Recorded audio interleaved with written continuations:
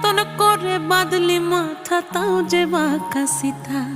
মেদিনীপুরে রায়না চিরন বাঁকুড়ার ওই ফিতা, আরে যতন করে বাঁধলি মাথা তাও যে বাঁকা সিথা। পেছ পাড়িয়ে